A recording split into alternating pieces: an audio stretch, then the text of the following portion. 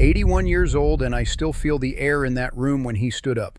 I still feel what 7,000 people feel when they stop making noise at the same time. Not silence exactly. Something more specific than silence. The kind of stillness that happens when everyone in a large building has decided simultaneously that whatever they were thinking about a moment ago no longer matters. My name is Robert Chen. I was 30 years old in 1970, and I was sitting in the 14th row of the Hong Kong Coliseum at the annual martial arts demonstration showcase when a 19-year-old named Jackie Chan told 7,000 people that Bruce Lee was a fraud who had never been in a real fight in his life. I watched what happened next from the 14th row. I have been watching it in my memory ever since. This is the whole story. The demonstration had been running for 2 hours before it happened. The Hong Kong Coliseum in 1970 was the largest indoor venue in the city, and the annual showcase had been filling it for 3 years, which was itself a statement about how seriously the martial arts community in Hong Kong took these events.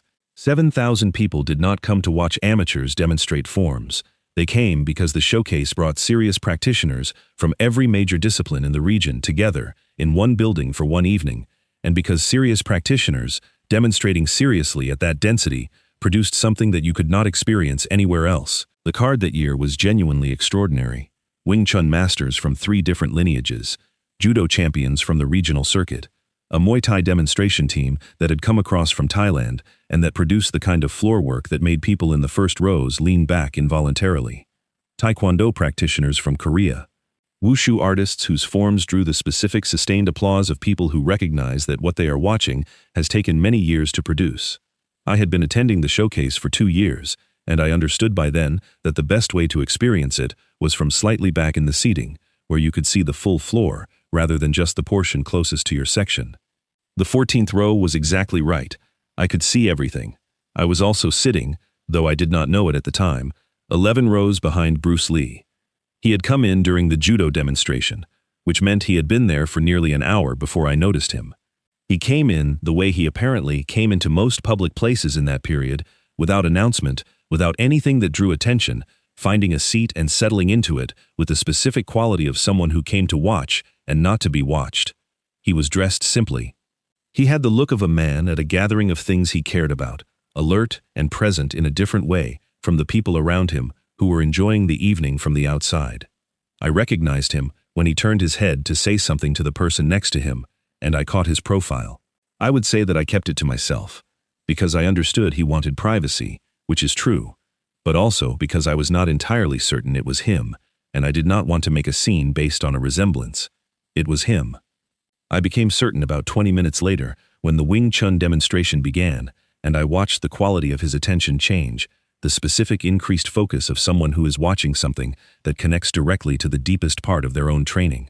Jackie Chan came out midway through the second half of the program. He was 19 years old. He had been training in the Chinese Drama Academy since he was 7, which meant 12 years of the most demanding performance and martial arts training that Hong Kong produced. The specific training that built performers who could do things with their bodies that people who had not seen it had no framework for evaluating. He was extraordinarily physically capable. Anyone watching him could see this. The combination of flexibility and strength and speed that 12 years of that training produced was visible in how he moved, even just walking across the demonstration floor. He was there to demonstrate kung fu acrobatics, which was his specialty and which was genuinely worth seeing. The kind of thing that makes a room of 7,000 people produce the specific sound of people watching something their bodies understand is beyond what they could do. He was also, at 19, in the specific state of a young person who has built something real and extraordinary and who has not yet learned the difference between confidence and its performance. The demonstration went well. Better than well. He moved across that floor with the absolute ease of someone whose body had been trained to do these things since they were 7 years old, and the 7,000 people in the Coliseum responded with the genuine enthusiasm of people watching genuine mastery. Then he took the microphone. He said, in Cantonese, which I understood completely, the things that young men say when they have just done something extraordinary in front of a large crowd and have not yet developed the wisdom to leave the extraordinary thing standing on its own. He thanked the organizing committee. He thanked his teachers. He said something about the importance of keeping traditional martial arts alive in a world that was increasingly producing martial artists for cameras rather than for real combat. He said that word carefully, real. He said, There is a difference between what you just saw, which is the product of 12 years of real daily training in real disciplines, and what gets sold to the public as martial arts in the current film market. He said, I respect the practitioners in this building, and I want to be honest with them about what I think is happening to our art. The 7,000 people were listening. He said, we are watching a new phenomenon in Hong Kong cinema where people are being presented to the public as martial arts masters, who are in fact martial arts performers.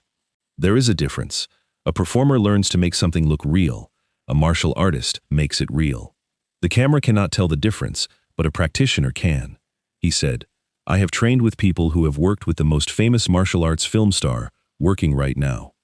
And what I have been told, and what I believe, is that what you see in those films is choreography performed by a very athletic and very skilled performer, not a fighter, not someone who has been tested in real situations against real opponents, a performer. He said, I am talking about Bruce Lee. The 7,000 people in the Hong Kong Coliseum produced a sound, not a cheer and not a gasp, the specific combined sound of 7,000 people individually processing the same piece of information and collectively producing the ambient noise of that processing, which was loud and complicated and full of different frequencies. Jackie Chan was not finished. He said, Bruce Lee cannot fight. I believe this.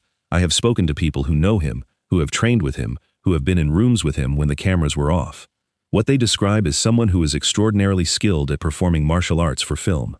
Not someone who has been tested, not someone who has competed, not someone who has done what the people in this building have done, which is put what they know against real resistance in real conditions. He said, the people in this building deserve to know this, because our art deserves better than being represented by someone whose primary credential is that the camera likes the way he moves. He put down the microphone. The 7,000 people in the Coliseum were making a great deal of noise. If you think that was the most significant moment of the next 5 minutes, you were not watching the third row from the front. In the third row from the front, a man in simple dark clothing stood up. He stood up the way he did everything, which is to say, without anything extra. No dramatic rise, no announcement of the rising. He was sitting, and then he was standing, and the transition between those two states had the quality that everything he did had, which was the quality of a body that had been training for 20 years, and for which standing up was the most natural thing in the world. The people around him saw it first. Then the people around those people. The wave of recognition moving through the Coliseum, the way recognition moves through large crowds, from the people who knew first, outward, through the people who were learning from the people around them, and by the time it completed its travel through 7,000 people, the entire building understood that Bruce Lee had been in the audience for the entirety of Jackie Chan's speech. Jackie Chan, on the demonstration floor, was receiving the microphone back from someone who had come to collect it. He was looking at the audience. He saw the wave of recognition moving through the crowd. He followed it to its source. When he found it, he went very still. The 7,000 people went very still with him, the specific stillness of a very large room where everyone has simultaneously understood something that changes the nature of what they thought they were watching. Bruce said something. He did not have a microphone. He did not raise his voice. He spoke at the volume of someone who has spent 20 years developing the ability to project clearly and efficiently, and who understands that projection is not about volume. He said, in Cantonese, "May I respond?" He said it simply, a question, genuinely asked.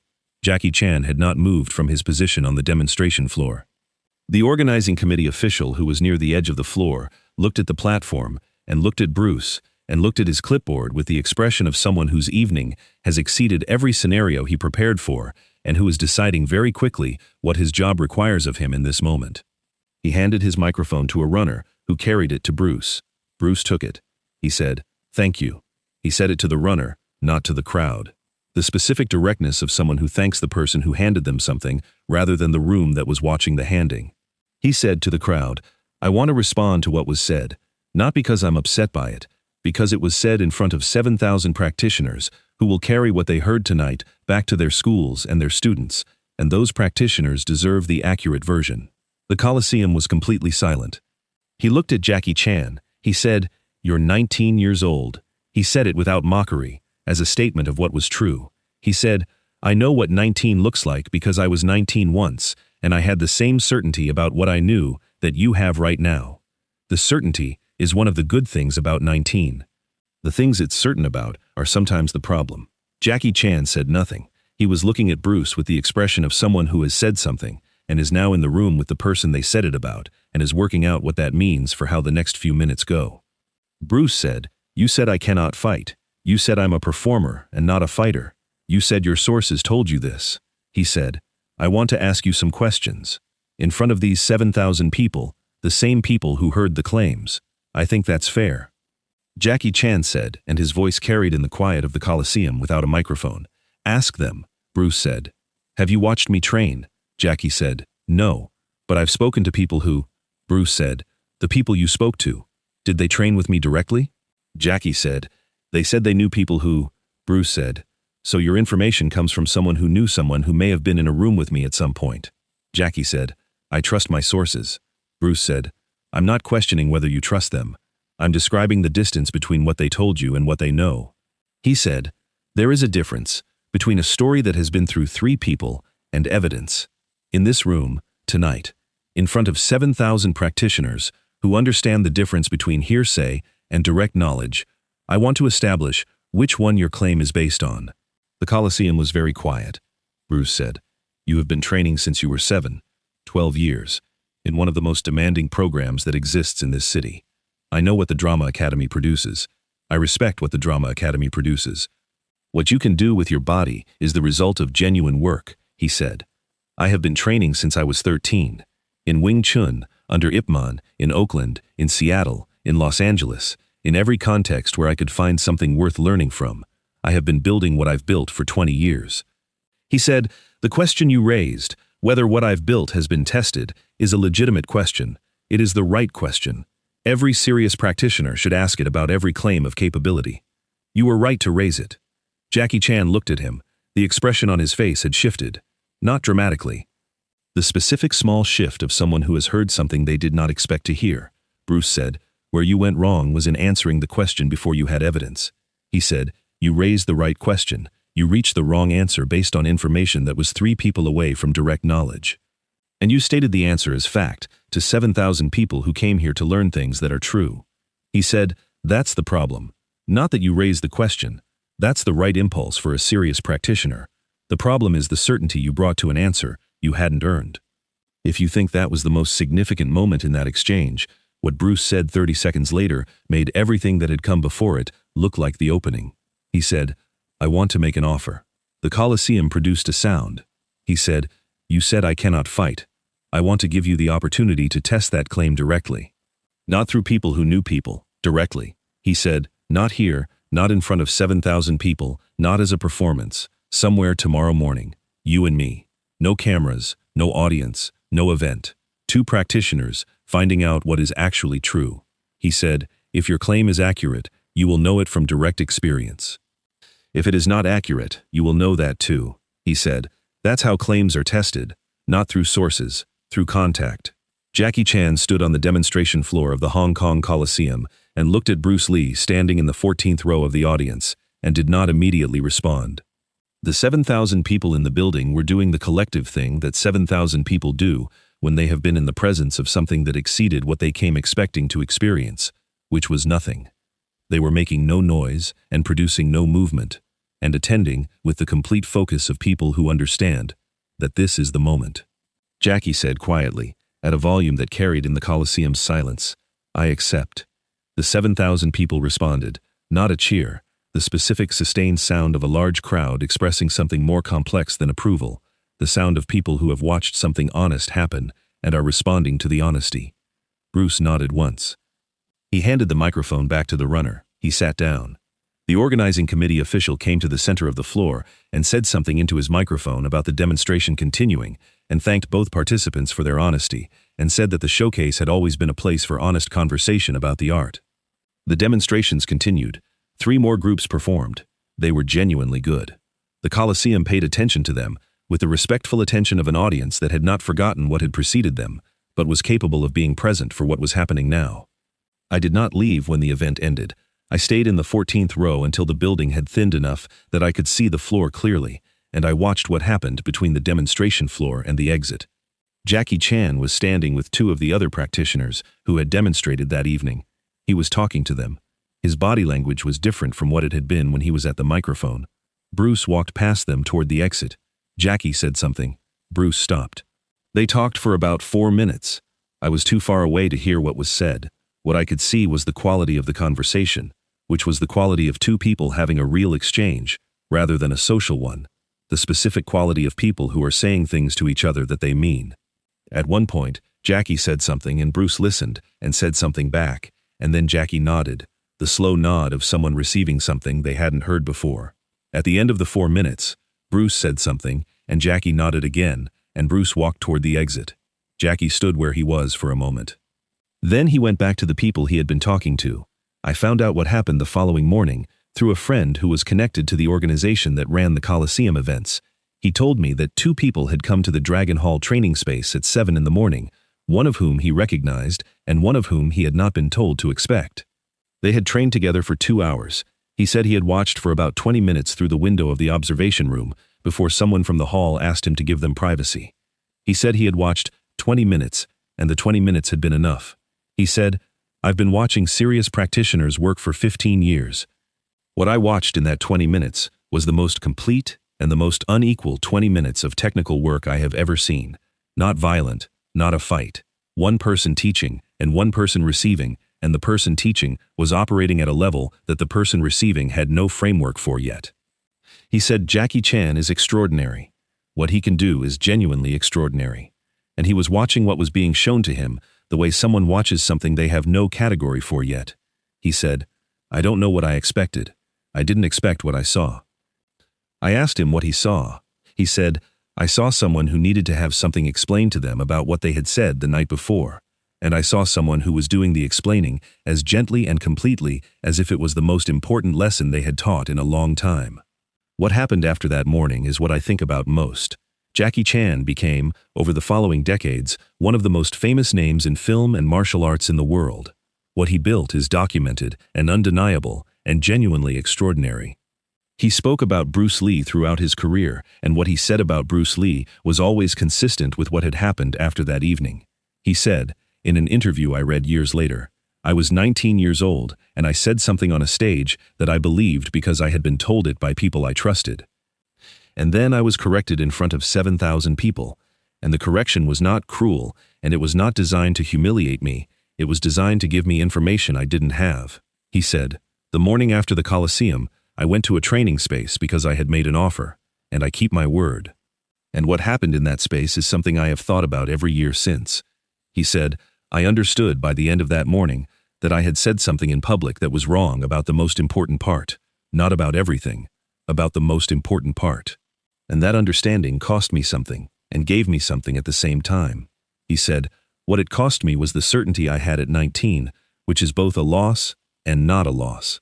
He said, "What it gave me was a different understanding of what the word real means when you apply it to a martial artist." He said, "I had been using real to mean what I had built, which was genuine and extraordinary, and the product of 12 years of the hardest training I knew how to do.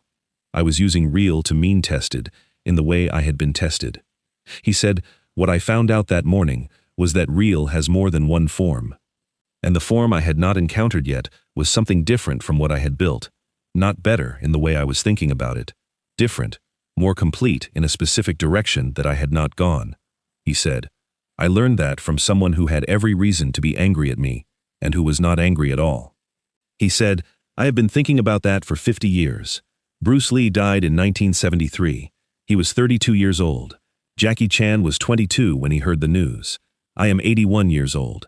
I have been going to martial arts events for more than 60 years, and I have been in a lot of rooms when serious things happened.